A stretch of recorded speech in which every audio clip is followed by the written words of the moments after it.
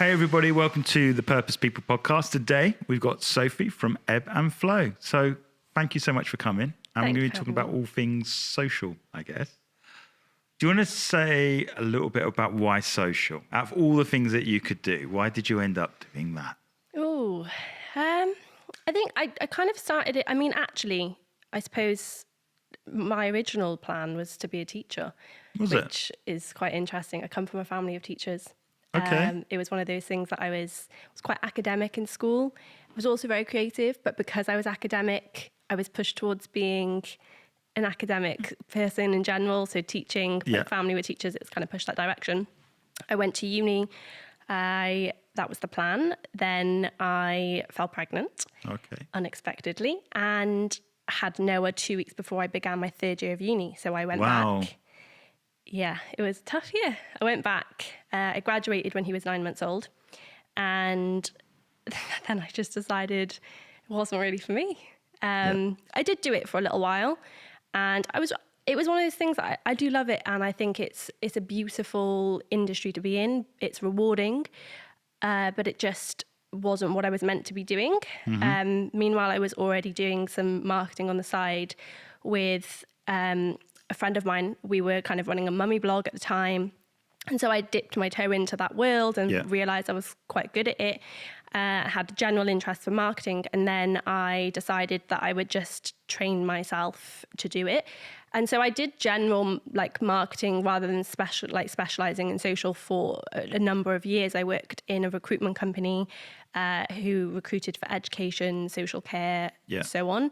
I worked in their marketing department, and then I went into an agency. And that was kind of where I was exposed more to social, I suppose. Meanwhile, I always had freelance clients on the side. Those were always more social, just because that was, I suppose, in a weird way, an easier skill set to build quickly than it was to build the rest of my marketing skills. And I just had really great success with some of my freelance clients where, I was creating content that was reaching 12, 15 million people. Wow. And quickly realized that I knew some stuff. Yeah. And I was like, oh, okay. And it just kind of went from there. I realized how much I loved social in comparison to some of the other marketing areas I was working in. I did a lot of email marketing and things. And whilst I do like it, it wasn't kind of what got me up in the morning. Yeah. But discovering new ways to grow on social and those challenges for different brands. And I think actually the challenge for brands that are probably less interesting is what I really enjoy, because making them interesting when they're really not is really quite enjoyable for me. So it kind of started there, but it was never the original plan. Never the plan, but then you fell into it. And it was amazing because we met, our family, because I went to speak at the In It Together festival a year ago. About a year ago, wasn't it? Because they've had another one now. So maybe 18 months ago. 18 months ago, And I just spent 15 minutes with you talking about social and Instagram. And I realized this girl knows a lot about social. Because what we find is that a lot of people know you've got to do it, but don't have the insights. And normally it's like, give it to the young person in the corner and they can do it. Yes. And I felt just speaking to you, and you were telling me about the music tracks and what's trending. And I was like, wow, you really know your stuff, but you were helping a lot of wellbeing brands, and I guess you still are. And it was like hearing a little bit about your story and what you were doing. I thought, wow, we've got to get you on the podcast eventually. So thank you for coming. Here we are. So let's just unpack the journey, because you're at university and you're studying, and that's a big change. So what made you complete? Because some people just quit. So what made you say, right, I'm going to keep going? Oh, I am a stubborn person. Is that what it is? Just stubborn? I am stubborn. And it was funny, obviously, when I fell pregnant, I was 19. I was working 50-hour weeks in a bar. Which I loved, and I was doing great, and I was, working till 5 a.m. and then going to uni at 9 and somehow managing it. And he came along and I heard the words that my life was ruined. And I thought, oof. And this was coming from people who were very close to me. In fact, my mum won't mind me telling you, but my mum was one of them. Yeah. And me and my mum didn't really speak for 3 months because my mum also fell pregnant when she was 19, right? She had a very different story to me. Oh, okay. So I understand it and I get it from now. But obviously a 19-year-old pregnant girl didn't need to hear that. So naturally it was tough. And I was hearing that from every angle. There was very few people who were like, you've got this. One of the people that was my lecturer. I actually went to her maybe like 3 or 4 days after finding out because I needed, I suppose, an impartial person to speak to, someone who wasn't emotionally invested in my life, I guess. Yeah. And I remember being like, well, I don't know what to do. I'm going to have to quit. And she was like, why? Yeah, and I was that's like, interesting. Well, and she was like, where have you got that idea from? And everyone around me was like, well, how are you going to do it financially? How are you going to manage? And it kind of just lit a fire in me because I thought, well, that's not my story. Just because it doesn't end there. No, I thought, well, there are millions of parents that are successful. Just don't get me wrong, the situation was less than ideal, and I wouldn't recommend people to get pregnant when they're 19 because it's hard, right? Yeah. I love my son more than anything, but being a young mum is hard. It is financially challenging, it is time consuming, and writing a dissertation with a newborn baby was, it had its moments. Yeah. But I think I am stubborn, and someone telling me I can't do something will be the sole reason that I do something, which is kind of actually funny because that's happened multiple times throughout my life. Yeah. And that's always been like the driving force for change in like a pivotal moments for me where I've gone, no, I don't want to hear that. So I'm not going to do it. And yeah, it was just interesting kind of how negative people were around it. And I understand people's kind of concerns, but for me, it just meant an additional kind of challenge and a different kind of journey. Yeah. My life just looked different, year 1, year 2, partying, working in town, drinking, not really having any responsibilities. And I actually don't think that I would be who I am or where I am if I didn't have it. I think perhaps I would have continued on my path to teaching, or I would have worked my way up in the hospitality industry and perhaps stayed there for years and stayed in that cycle of kind of drinking and working and drinking and working and not really getting anywhere. Yeah. And I think that, as you know, as a parent, when you have a child, you have a reason to succeed. You have to feed them. You have to clothe them. You have to house them. You have all these things. You have a reason to do something. Yeah. And they get you out of bed in the morning. And I think the motivation that I have, the drive that I have, a lot of that comes from wanting to give him the same life that a married couple who were 40 and had all their finances sorted would also give their child, right? Yeah. That always sticks in my head, that I have an obligation now because of the choice that I made to ensure that he has the same opportunities in life. And so every day I work to give him those. So that's a lot of the kind of driving force behind like where I am today. But it's an interesting one because, a lot of women that are single with kids or whatever, they're looking to pivot or they're looking to do a career, and they need to hear that people can. It's not, life is not over. No. And I think there's a societal thing that says, well, your primary responsibility is your kid and you just put your life on hold now forever. But I think what's interesting about you said, look, I know the situation, I'm going to accommodate it, but I'm going to keep going. Yeah, my mum's a big part of that, right? So my mum, like I said, she got pregnant young. My mum put her whole life on hold. I love my mum. She is my biggest inspiration as a person. I've never known anyone work so hard. But I never wanted for anything as a child, but she struggled through every day, but we never knew it, right? So she worked shifts. My dad worked away. They separated when we were young. And she worked a job she didn't like. She worked hours she didn't like. So my grandparents predominantly raised us because they were around and they had to help. And I had a wonderful childhood, don't get me wrong. But my mum worked really hard, and she graduated uni last year. She went back eventually and did it for herself. Yeah. And I always said to her, like, why did you stop? And she said that it was financial fear. She was scared that if she wanted to do what she would do, that it would kind of, I suppose, affect her financial stability and her ability to provide for us. Yeah. And so she decided to halt her life. And now, of course, she's gone to uni, she's got a better job, she's got more money, she's got a better living situation and all of these things. And I think it's a really scary thing. I think being financially unstable is one of those, it's what scares people the most. Yeah. And I think it's what stops people the most. Yeah, because you have a safety net if you're in an all right job and you're getting a paycheck every month and you know that that's coming in. So to make that career change when you know you have mouths to feed, I get it. That can be a really scary kind of step. But also for me, it was, all right, well, I could go and get a normal job and then I could give him a very average life and kind of prove everyone right. Yeah. Young mum does all right, lives half on benefits, provides an okay life for the child that she had when she was really young. Or I could deal with the fact that the next 5-6 years are going to be the hardest years of my life, trying to juggle everything. But eventually we're going to have a life that we're both proud of. Yeah.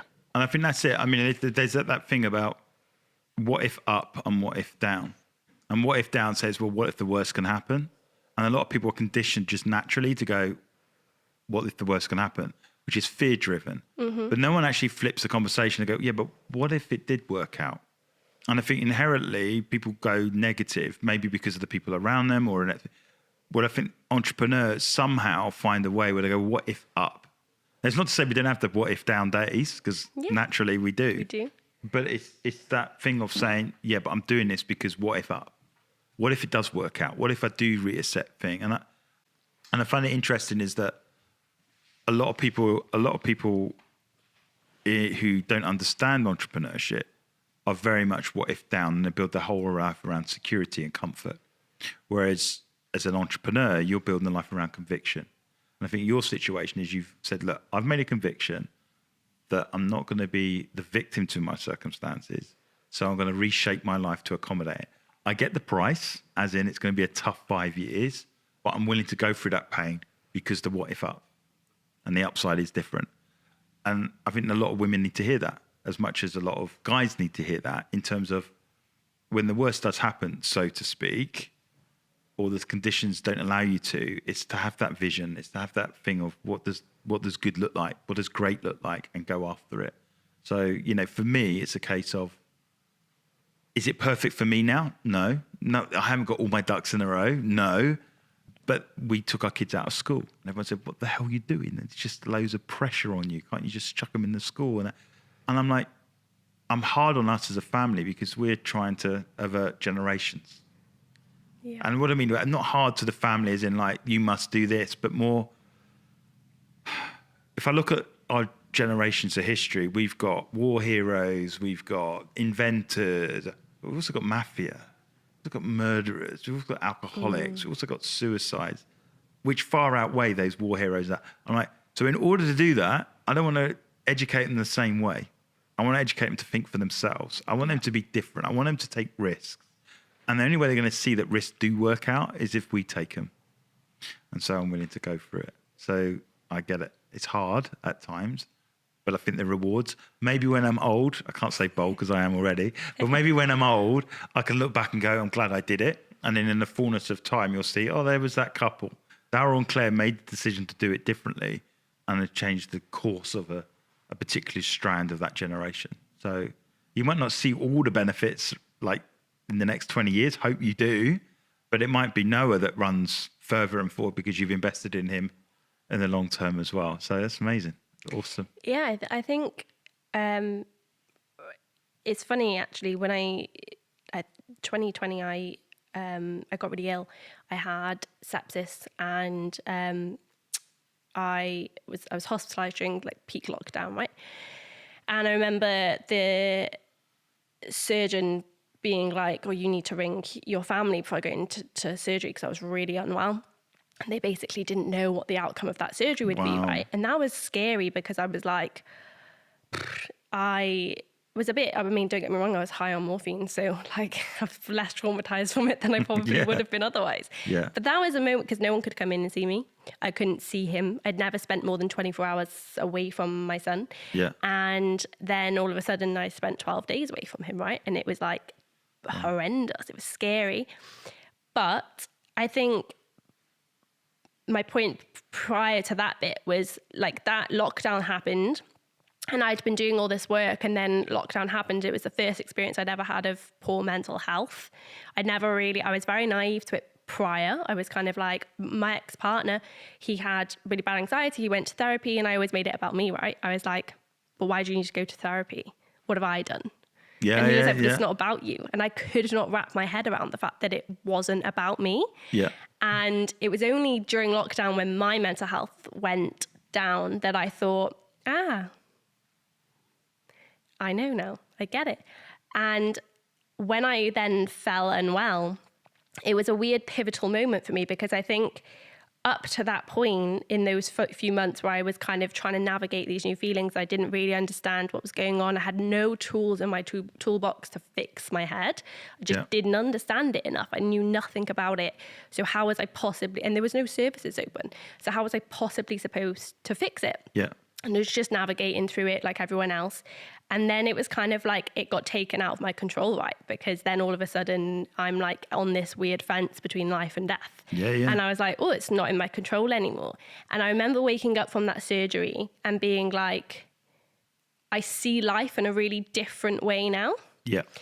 And I, from that point, raised my child in a very different way because I then became very aware. So soon after that, I came out and I met Jamie and I met Simon. Yeah. For reference, Jamie was co-founder of Sampton. Simon now sits as CEO for Sampton and obviously works high up in Escape Records as well. Yeah. Jamie founded Sampton with Gelung Chupton, who's a Buddhist monk.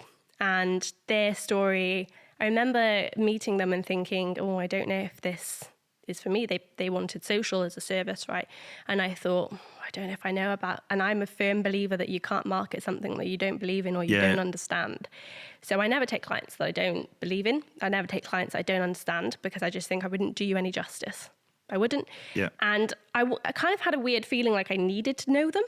So I threw myself in at the deep end. I learned all there was to know about mindfulness and meditation. And I got the app and I downloaded it and I was practicing and I had no idea what I was doing, but it was working. Yeah. And I was like, oh, I feel different. Like it's hard. I'm sitting in very uncomfortable places here. Like this is not nice. Like people, just being quiet. Yeah. You're sitting with thoughts, right, that you don't want to. You're sitting with thoughts that you push away every day and you think, well, I'll put that in a box. I'll deal with it another day. I don't want to hear about it. I don't want to. That's why people kind of crave attention or crave company because it means being away from your own thoughts, sitting on your own, sitting in silence is hard. You have to address things that you don't want to address. And I kind of went through this process of learning to meditate and things like that. And now whenever anyone speaks to me, they're sick of me talking about meditation because I advocate for it so much because it quite literally changed my life. And I, like you said, doing things differently. I now make my child meditate every day and I have done since he was 3.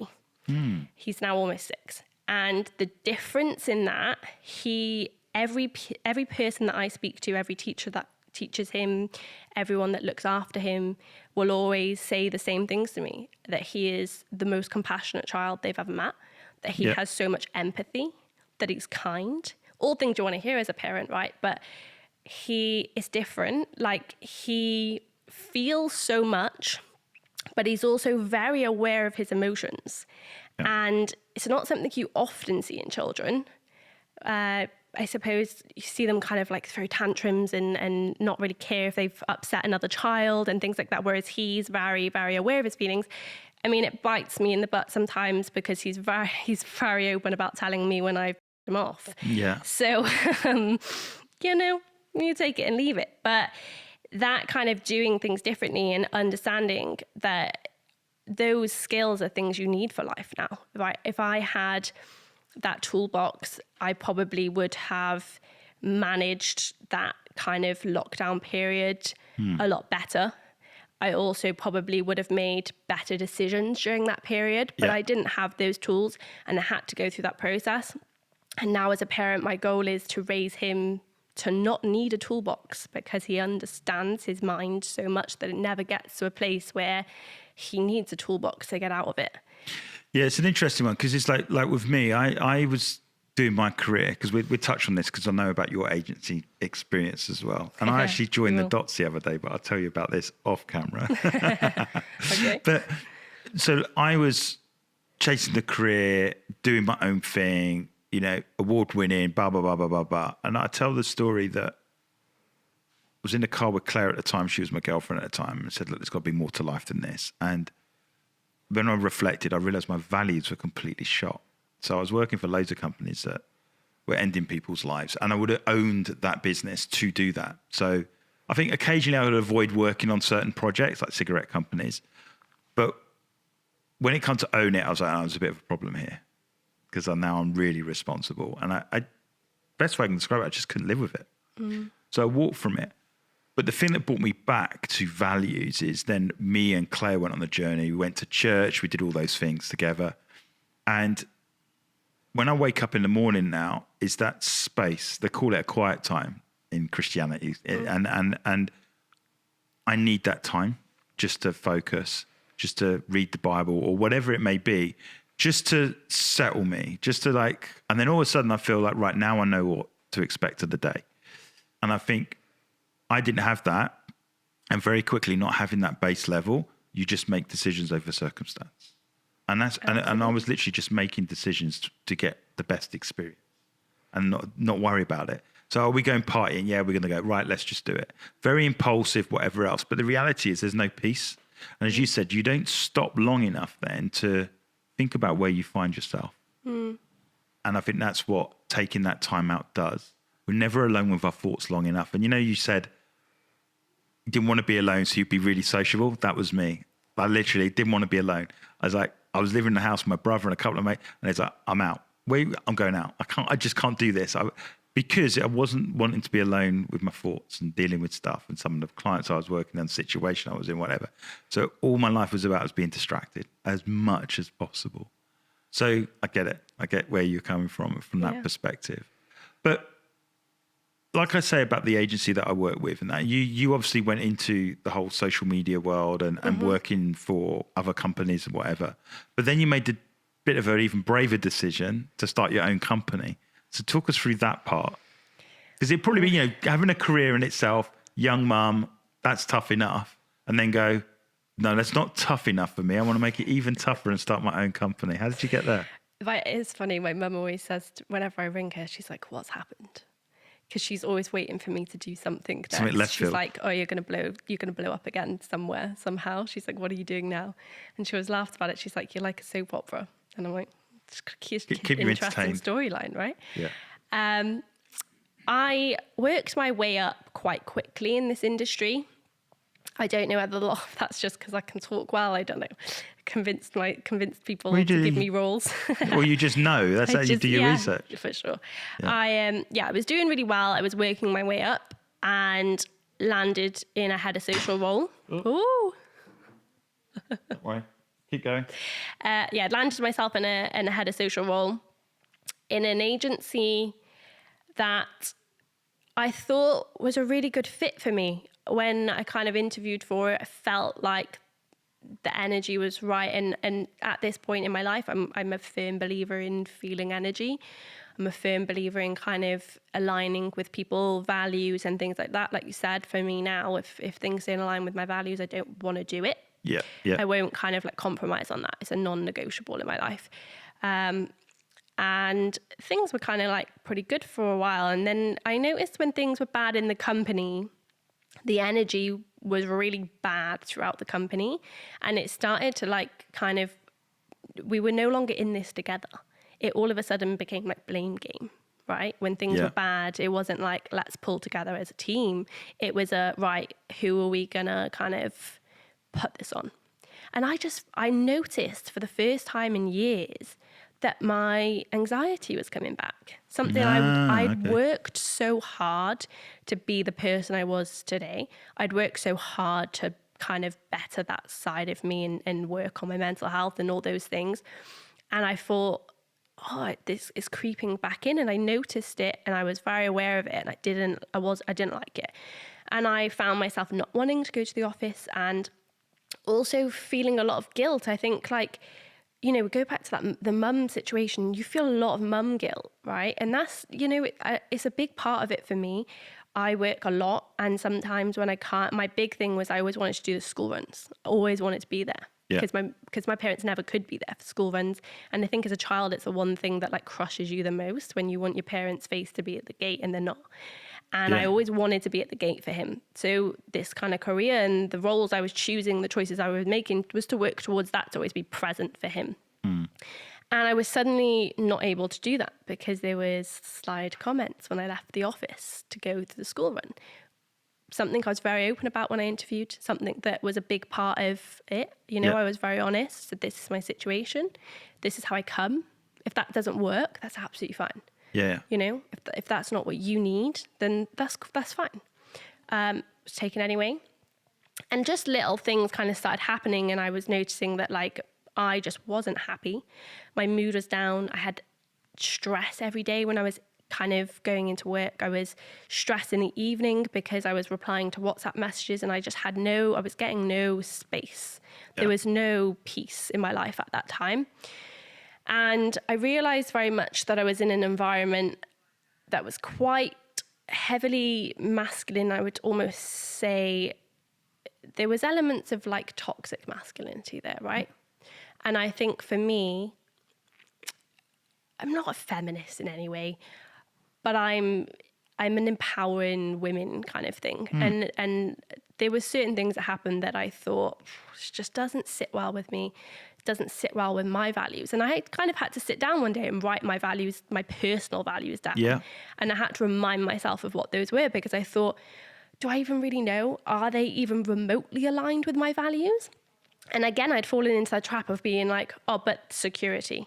Yeah. Oh, but do I need to leave? But what will it look like if I leave this job now? Yeah. What does that do for my reputation in this industry? It's a small industry, and names and reputation matter. It's an industry where people talk, where news spreads, that kind of thing. So Cardiff's also a small city. And I thought to myself, can I make any sort of move, or is this it? Like, do I stay here? Do I have to stay here for a while? Like, and all of these things were kind of going through my head. And I went and spoke to Jamie. And Jamie, although has been my client for years, is now a very good friend of mine, and is also very much a sounding board for me. Yeah, he's a cool guy. I've met him. Very cool guy. Yeah. And whenever I need to kind of speak openly, but also kind of have someone's very unbiased opinion on something, he is that person. And I spoke to multiple other business people at the time, and all people I knew who would be honest with me. And I said to him, like, do you think I could do this on my own? I said, and I need to know this because Jamie is an entrepreneur. He's had multiple businesses, very successful businesses. He was someone who worked every hour under the sun for many, many years before he kind of stepped back and now enjoys kind of more of a peaceful, quiet, slower life. Yeah. So I knew he knows what an entrepreneur looks like. And I didn't know yet really whether I thought I was one, or because I think someone can be really great at their job and still not be able to run a business. Yeah. You know, some people just aren't meant to run a business. And I didn't know yet if I was meant to run a business or not. And so I remember sitting there and being like, do you think I could? And he was like, well, I've been waiting for you to do it. Yeah. And I thought, and every person that I told at the time that I was thinking of doing that, no one was shocked. Nobody was like... It's interesting, eh? Everyone else could see it, but you were the last person. I was the last person to see it. And everyone was like, well, yeah. And I thought, oh, I really thought that this was like a really shocking thing. And they were like, well, no. And I was like, oh, okay. And it was a moment, and I thought, And it was funny, before I got into this job, I thought there was a space where I thought, oh, I could go and do it, but it didn't feel right. The timing wasn't right.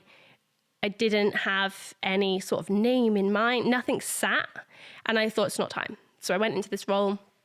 And then one weekend, I sat down in a beautifully peaceful coffee shop in Cardiff. And if you ever go, it's called Love Live Light. And I spend my entire life there drinking coconut lattes. And it's got a really calm aura. They light sage. It's beautiful in there. And I sat and I journaled. And Jamie had said to me, you need to write 8 pages and get it out of your head. Everything that you're thinking, what you want it to look like, what you want it to be, what it might be, you need to write it all down. And it needs to be on paper. And then we can go from there. So I did that. And in that afternoon, the name came, the branding had come, like the tone had come, everything had come to me in one afternoon. And I kind of left there feeling like just so much clarity. Yeah. Which something I hadn't felt for quite a while. I thought, this is what I'm meant to do. And I'd kind of just made my decision there and then in that moment. And I'd told Jamie then that I was doing all these things. And then I remember he went on holiday to Ibiza. And then when he came back, he rang me and he was like, so how are you feeling now? And I was like, oh, I quit. And he was like, what? He was like, no, already? And I was like, just made the decision. I was like, my notice is in. And he was like, wow, okay, well, that's great. And then I told Simon and Simon just smiled. Like, he was just like, you're great. You're great at what you do. And this is your time to do it, right? Yeah. And that kind of, I think I'd been very selective of who I was spending my time with over the last few years. And I'd lost a lot of friends and I'd lost a lot of people in my circle. But the people that were left in my circle were the people that wanted to see me win. Yeah. And that matters. Yeah, big time. The people that are around you need to want to see you win. I had friends previously that kind of, I thought wanted to see me win. I wanted to see them win. But actually, whenever I won, they weren't ever happy about it. Yeah. There was always like this weird tone around it, like this weird negative energy around the fact that I was doing something good. But in this moment, everyone was happy. And it was such a wonderful feeling. And everything kind of just rolled from there. And yeah. It's an interesting one because for me, it was a case of you took time out to journal and get everything written down. And I think it was when you had clarity that gave you the confidence to make those difficult decisions. And when I was challenged in that conversation with Claire, I was very clear then, this doesn't fit. If I carry on, I lose myself. Mm-hmm. That's how it felt. It's like, if I keep doing this, I'll lose who I really want to be. But if I quit now, at least I can save myself. Because I'd seen other people the other side. And interesting enough, 6 years after I did that, one of the other guys had a massive heart attack. Full-on alcoholic, heart gave out, managed to survive. But, tickets. And within 6 months after that, the whole company went under. So you start to see, and I was like, that could have been like the end of me as well, So I look back now, but the reason I had the confidence is I had the clarity. The clarity was my identity is wrong. I want to reinvent or go back to who I used to be. And in doing so, gave me the confidence to do what we're doing. And I could never homeschool my kids like I am now. Probably never hold down a marriage like I have now. I could never do those things had I not made those choices and those decisions that I have over the years because I had clarity. I wrote it down. One thing I'd say now is I've got to keep doing it. Yeah. I don't do it enough. I don't go, I have that quiet time type thing in the morning on the day to day, but I want to be able to go, okay, let's go for a day and think about what the next couple of years are going to look like. Yeah. And I've started taking some stuff down.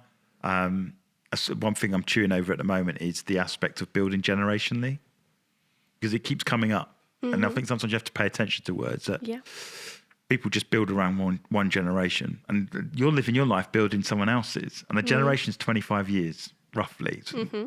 So they say building generationally is, and I've heard people talk about building 300-year visions. Like, what the heck? And that's got me really thinking about, so you think about Sainsbury's. Mm-hmm. They had a 150-year vision. That's why they're still around. So it's like some people think that way. And I was like, okay, that's quite an alien concept, certainly to the Western world. Yeah. So why not put that in place now? Because I'm doing, the kids are now getting to their our eldest is 16, so she's going to go through her cycle. She'll be driving one of our cars next year, which is really scary. It's like, yeah, we put all that effort to give them what they're going to go and step into. Yeah.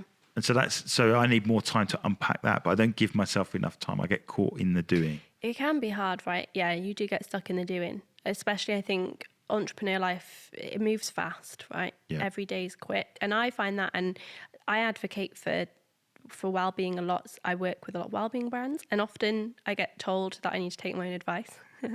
Very good at doing it. And a client of mine recently actually, he works in property. He's building something. He's been super stressed and under a lot of pressure and has grown rapidly. And so he's experiencing all of those like teething problems that come with growing really quickly, right? Yeah. And so like I've noticed myself recently like giving him like a lot of like advice around kind of slowing down and taking time and peace and things like that. And I must have posted something the other day and he replied to it going, loves to give advice, never takes it. And I was like, oh, wow. There you go. Yeah. And he's not wrong. I think recently I've lost my ability to kind of, I suppose, take time. It's one of those things. I went on holiday last week and I wanted to go because I wanted Noah to have a summer holiday. I did not want to go because I did not know how I was possibly going to switch off. I'm still growing because everyone still needs me. There's still like constantly things happening. There's always fires to put out. There's this, that, and the other always going on. And I thought, how am I possibly going to go out of the country for a week? Yeah. I can't. I took my laptop. I took my phone. I answered emails all the time. I wasn't very present, but I still went and I made myself, because I could have quite easily been like, I haven't got time. Yeah. I don't have time. And although it probably wasn't my best I didn't show up in my best way because I did take some time, but I really could have said, I'm not doing anything. Yeah. But it's hard. Like I have this weird battle, right? I'm like a million miles an hour, loves to work every working minute under the sun because I love what I do, but also very aware of burnout, very aware of those things. Yeah. So trying to navigate that balance. And I'm grateful I went because I needed to say, it doesn't matter, I've got to go anyway. But again, it is that kind of, it's hard to take time out because everything moves so fast when you're running businesses. Like there's just so much going on at all times. And I'm still figuring it out. I'm still learning. And that's the point, right? You're in a process. You're at the beginning of a journey. You're also young enough as well. So you're at the beginning of that journey to figure it out. But you'll get there. You'll figure it out, you know? Yeah. And I've got, I think big part of why things are going quite well right now is accountability. Yeah. And I put it in place from day one. I had people who are holding me accountable from day one because I thought if I don't tell anyone what my plans are or I'm not accountable in any way, then the likelihood is that I will just run myself into the ground or I won't look at the bigger picture. But you've got the right people, hey? Around you now. The right people. Yeah, who actually will go, Sophie, slow down. Who will put me back in my place when I need it. And I often need it. So, yeah, those who are very successful in business, those who are in the well-being world. And the nice thing I think about what I'm doing is the end goal and the reason I wanted to kind of come away from agency world and do something different. And the reason why Ebb and Flow kind of exists is because I want to create meaningful impact in this world. Yeah. I want to do good. Yeah. I don't want to work with brands that aren't doing good in the world. Yeah, I don't want to work with brands whose values are questionable or their product is bad for people. I don't want to work with any brands like that. And I have turned down brands even this early on that just weren't right. Don't fit. Yeah, because my point is I want to give brands who wouldn't necessarily have a chance. Smaller brands who, are trying to figure it out. That's why we offer training as well as full service, because I believe that there's brands that want to need, like I said at the beginning, people know they need social, but they don't always know how to do it. No. And they'll give it to the youngest person, or they don't have any budget, or they have very little budget. So they can't afford someone on a retainer. So my whole thing was like, I want to be able to offer social media training that helps I work with them to build a strategy so they understand what building a strategy is and how to do it. Their audience, because you'll be so surprised, which I'm sure you know, so many businesses have no idea who their audience really are. No, and I always say they don't because they don't know who they are. No. Half the time. I said, if you know who you are, it's very easy to find who your who is. But often you'll find they don't know who they are. But when they find out, say, well, who do you do your best work for? Then they go, oh, actually, I'd really like to work more with this. And they say, well, you can. Okay, well, and then let's go and find where they live. You know, and the social is obviously a great place to do that because you can niche down a little bit. Yeah, for sure. And I think understanding that your audiences also differ per platform. And you don't need to be on every platform. If your audience aren't there, why are you? Yeah. And so many brands are forced into this idea that they need to be everywhere in order to be successful. Yeah, the social media thing's about this long. Yeah, I mean, there's new platforms all the time. And I always get asked, like, is it worth being on? Do I need to be on that as well? And I'll be like, well, no, it's irrelevant for you. Why do you want it? It might be a bit of fun. If you want to be there for a bit of fun, fine. But it's not going to provide any value. It's not going to drive your conversion. It's not going to drive any results. So if you've got endless budget, absolutely go and be on every platform. If you want to just go and have some fun on the additional platforms. If you don't, then you need to know who your audience are because otherwise you're talking into thin air. Yeah. And then you're not going to get anywhere. So the training element of it, I've worked, with corporate companies and done bigger trainings, and I've worked with one-to-one with small business owners that just need to understand social. So teaching them how the algorithms work, because so many think that, they all work the same. Every platform works the same, or every platform works off one algorithm, and it doesn't. Instagram's got 4, and they all those 4 work very differently. And understanding that helps you create content that will actually drive results. Yeah. If you are just kind of creating the same content for every platform, then it might resonate with one audience on one platform, but fail on 3. Yeah. Because it's the wrong audience or it's the wrong type of content and it's not what they want. And I think understanding how best you can talk to people, how best you can reach them via that platform. So those different kind of elements of the training have really helped those smaller businesses who are trying to do good, who are trying to grow, who are trying to achieve, which is I suppose the entrepreneur in me that wants to help other people do the same. But you're maximizing their time, because often if you've been educated, you can spend the same amount of time, but you're a lot more effective.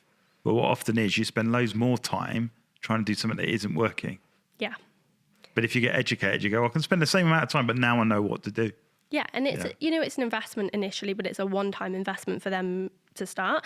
And I know that also it'll pay off for me, because down the line when they implement their training and they start developing strategy and they start seeing results and they then grow and they then can afford full service, they come back. Yeah, of course. So you have to give where you can give as well. I'm a strong believer, and I think that you've got to give without the expectation that something will come back. Sometimes you've just got to give where you can. And it's so easy to take in this world, and it's so easy to just be laser focused on your own goal and your own, what you want to achieve.